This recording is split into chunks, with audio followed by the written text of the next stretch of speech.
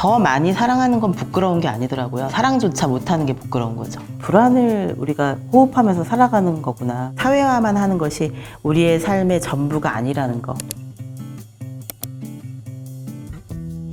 안녕하세요. 작가 정여울입니다. 이번에 저의 신간 블루밍 출간 기념으로 여러분들의 사연과 고민 함께하는 시간을 가져보도록 하겠습니다. 특별히 같이 읽어보면 좋을 책들도 함께 추천드리려고 하는데요. 문학과 함께 여러분의 고민이 해결되는 시간, 또 아픔이 치유되는 시간을 가져보셨으면 좋겠습니다. 그러면 바로 시작해보도록 하겠습니다.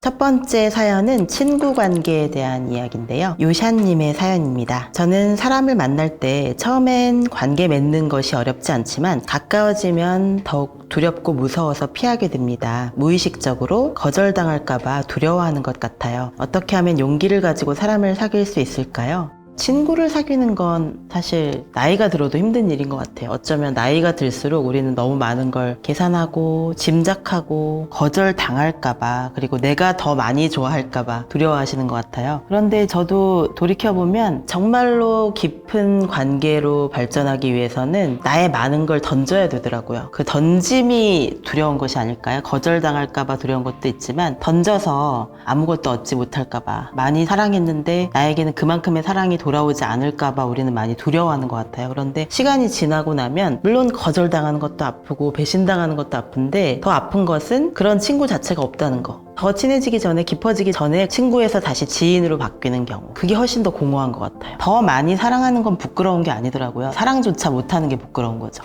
그래서 친구 관계에 대한 고민이 많으신 분이라면 저는 빨강머리앤을 추천해드리고 싶습니다. 빨강머리에는 사랑을 받지 못할까봐 두려워하는 우리 현대인에게 먼저 사랑을 시작하는 것이 훨씬 낫다고 알려주는, 더욱더 사랑할 용기를 심어주는 작품이 아닐까 싶습니다. 어떻게 보면 여기 나오는 모든 관계가 친구인 것 같아요. 처음에 매튜가 먼저 입양을 결심하잖아요. 마릴라는 저 애가 도대체 우리한테 무슨 도움이 되겠어요? 라고 얘기를 하는데, 매튜는 그래, 저 애가 우리한테 도움이 안 될 수도 있지, 하지만 우리가 저 아이한테 도움이 될 수도 있어 라고 얘기를 해요. 그 순간 눈물이 주르르 흐르더라고요. 이런 게 사랑이구나. 이렇게 마음을 줘야 우리는 뭔가를 시작할 수 있는 거예요. 그런 매튜의 사랑과 우정이 빨강머리의 인생을 바꾼 거죠. 또 하나의 우정은 다이애나와 앤의 우정인데, 이 둘의 우정도 너무 재밌는 게, 빨강머리에는 다이애나를 만나기도 전에 사랑해요. 다이애나를 만나자마자 우리 영원한 우정의 맹세를 하자고 하죠.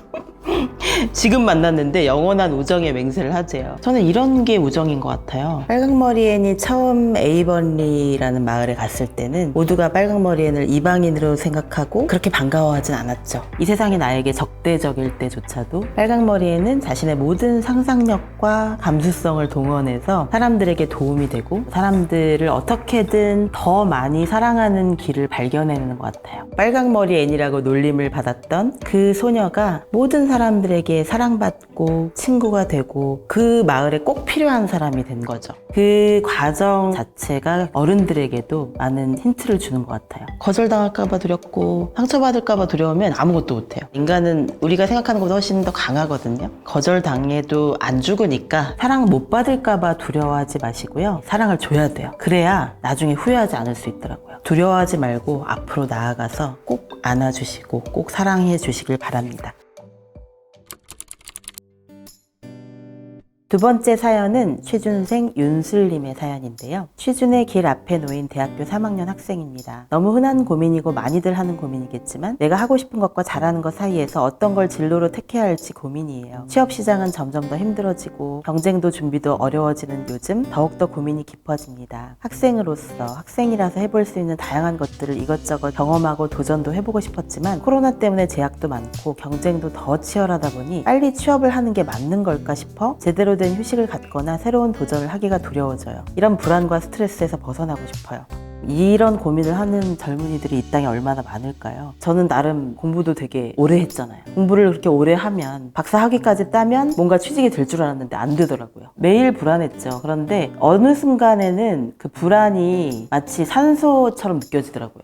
불안을 우리가 호흡하면서 살아가는 거구나. 정말 많은 사람들이 고용이 되어도 불안해요. 모두가 지금 구조적인 항시적인 취업난을 겪고 있는 상태가 된 지는 되게 오래됐어요. 그러니까 이걸 받아들여야 돼요. 그 불안이 저를 성장시킨 면이 훨씬 커요. 프리랜서의 불안이 이것만으로는 안 될 것 같아. 새로운 걸 해봐야 되겠어. 그러면서 재밌었어요. 사실 불안한 거 빼면 재밌는 게 훨씬 더 많았어요. 한 우물에 고이지 않을 수 있는 자유가 있었던 것 같아요. 내가 꼭 어떤 회사에 취직해야 되겠다 이렇게만 생각하지 않으셨으면 좋겠어요. 내가 오랫동안 계속 할 수 있는 기쁨을 먼저 찾아야지 직업을 먼저 찾으려고 하니까 우린 힘든 것 같거든요. 그런 의미에서 저는 클라라와 태양이라는 작품 골라봤는데요.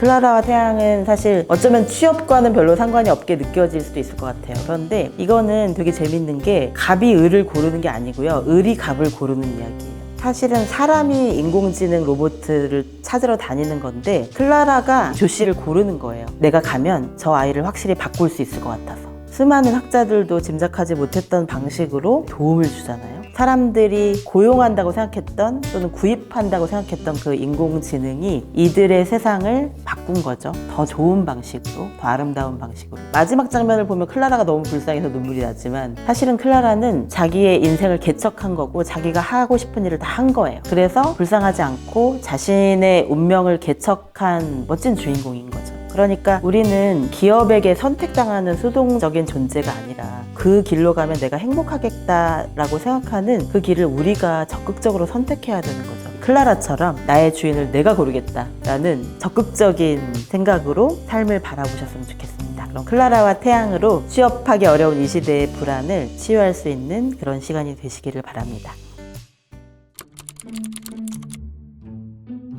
리리리님의 사연인데요. 저는 어느덧 사회생활 1년차를 앞두고 있는 사회초년생입니다. 제 고민은 어른들은 다들 이렇게 어렵고 팍팍하고 재미없는 삶을 살고 있었나 하는 겁니다. 월화수목금 일하고 토일 잠깐 쉬고 다시 월화수목금 일하고 인생에서 제 삶이 차지할 수 있는 부분이 너무 조금인 것 같아요. 지금처럼 사무직이 아니라 다른 형태로 일을 하게 된다 하더라도 삶이 일에 종속당하는 형태는 은퇴하기 전까지 계속될 것 같은 예감에 답답한 느낌이 듭니다. 다들 이렇게 힘들게 살고 있는 걸까요? 선생님들의 이야기가 궁금합니다.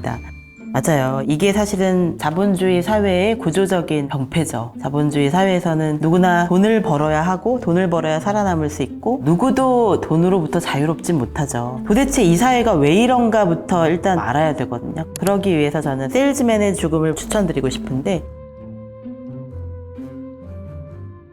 이 책을 읽으면 여러분들이 아니 정여울 작가님은 왜 이렇게 우울한 작품을 추천해주지? 하고 의아하실 수도 있어요. 세일즈맨의 죽음을 보면 평생 정말 직장에서 모든 것을 다 바쳤던 이 사람이 너무나 허무하고 정말 너무나 불쌍하게 밀려나고 가족들한테도 무시당하고 아들한테도 무시당하고 끝내 몰락하면서 안타깝게 사라져가는 이야기인데 이게 왜 우리가 읽어야 되는 작품이냐고 생각을 하냐면 이게 우리 모두의 미래가 될 위험이 있기 때문이에요. 정말로 착하고 훌륭하고 멋졌던 아버지가 왜 이렇게 되는지를 우리는 알아야 되는 거죠. 이 작품에 보면 아내가 그래도 유일하게 남편을 이해하려고 해요. 린다가 이렇게 말하죠. 아버지가 훌륭한 분이라고는 하지 않겠다. 윌리 로먼은 엄청나게 돈을 번 적도 없어. 신문에 이름이 실린 적도 없지. 세상에서 가장 훌륭한 인품을 가진 것도 아니야. 그렇지만 그이는 한 인간이야. 그리고 무언가 무서운 일이 그에게 일어나고 있어. 그러니 관심을 기울여 주어야 해. 늙은 개처럼 무덤 속으로 굴러떨어지는 일이 있어서는 안 돼. 이런 사람에게도 관심이 필요하다고. 이 문장이 너무 가슴 아프게 파고들더라고요. 끊임없이 돈을 벌기를 요구하는 이 세상 속에서 살면서 그것 때문에 너무 고통스러워하는 사람들의 아픔을 충분히 돌보지 못한 것이 아닐까. 그래서 이 질문은 참 너무나 중요한 질문이에요. 다들 이렇게 사는 걸까요? 이게 다일까요? 인생이 이게 다가 아니죠. 그래서 저는 항상 사회화 개성화를 많이 얘기하는 거예요. 우리가 사회화만 하면 직장만 다녀도 돼요. 사회화는 솔직하게 말하면 획일화거든요. 다른 사람처럼 사는 거예요. 그런데 개성화라는 건 뭐냐면 진짜 내 인생을 사는 거예요. 지금 이렇게 리리리 님이 힘들어하는 것도 이건 진짜 내 인생이 아닌데 그냥 돈만 버는 것만으로도 내가 진정한 개성화를 이룰 수 없기 때문에 본인이 무의식적으로는 그걸 알기 때문에 뭔가 새로운 것을 꿈꾸는 거예요. 세일즈맨의 죽음 같은 경우도 더 좋은 걸 사주기 위해서 더 좋은 학교에 보내고 더 좋은 차를 사서 가족들을 행복하게 해주기 위해서 그렇게 한 거란 말이에요. 그런데 그게 자기 자신은 행복하게 해주지 못했던 거예요. 그래서 세일즈맨의 죽음을 읽으시고 결코 돈을 벌고 직장에 다니고 사회화만 하는 것이 우리의 삶의 전부가 아니라는 거. 우리는 반드시 우리 자신만의 별을 찾아야 되고 자기만의 개성화의 길을 찾아야 한다는 것을 말씀드리고 싶습니다.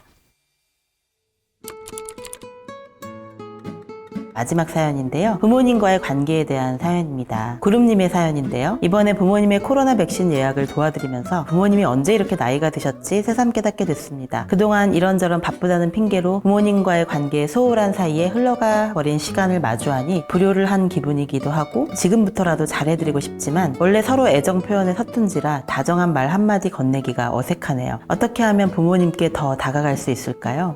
이런 고민을 하시는 분들이 많더라고요. 작은 사건들을 만들어야 되는 것 같아요. 처음부터 많이 하면 피곤하거든요. 그래서 적당히 거리를 두면서 사랑할 기회를 놓치지 않기 위해서 부모님을 이해할 수 있는 기회를 좀 더 우리가 많이 가지기 위해서는 같이 영화를 본다든지 부모님이 좋아하시는 가수의 콘서트 티켓을 끊어드린다든지 부모님과 함께 강연을 듣거나 북콘서트에 가시는 것도 되게 좋은 방법일 것 같아요. 부모님과의 관계를 생각하면 저는 가장 바람직한 이상적인 너무 바람직해서 사실 따라하기 힘들 것 같은 이야기가 작은 아씨들인데요.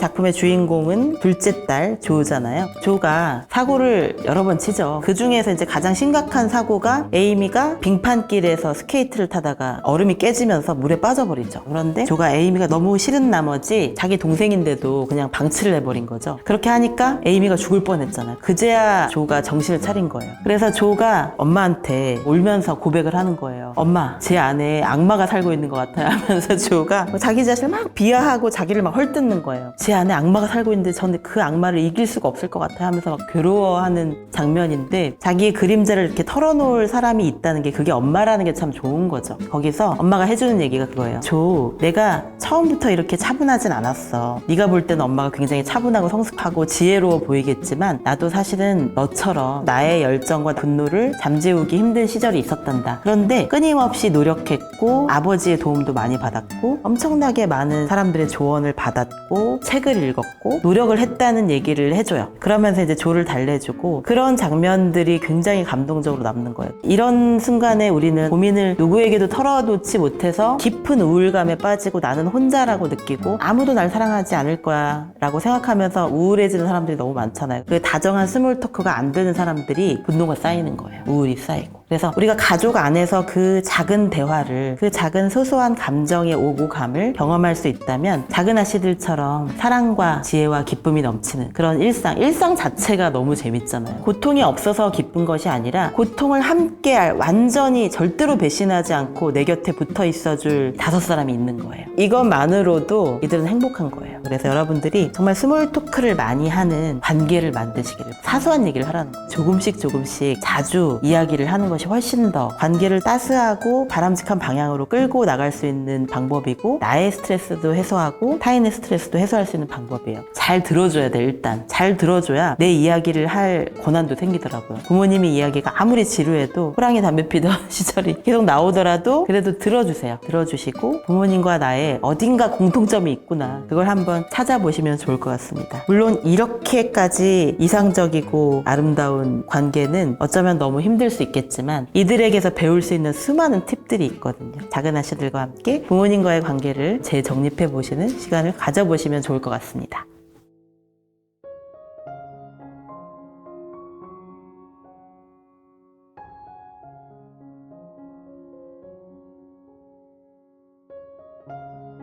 지금까지 여러분들의 고민을 듣고 또 도움이 될 만한 책들을 추천드리면서 함께 이야기를 나눠봤는데요. 도움이 되셨으면 좋겠습니다. 문학이 들려주는 타인의 삶, 타인의 이야기는 우리들을 성장시켜주는 힘을 가지고 있죠. 문학과 함께 여러분의 나다움을 아름답게 피어내시기를 바라며 매일매일 꽃피는 삶을 살아가시기를 바랍니다. 오늘의 고민 상담 마치겠습니다. 감사합니다.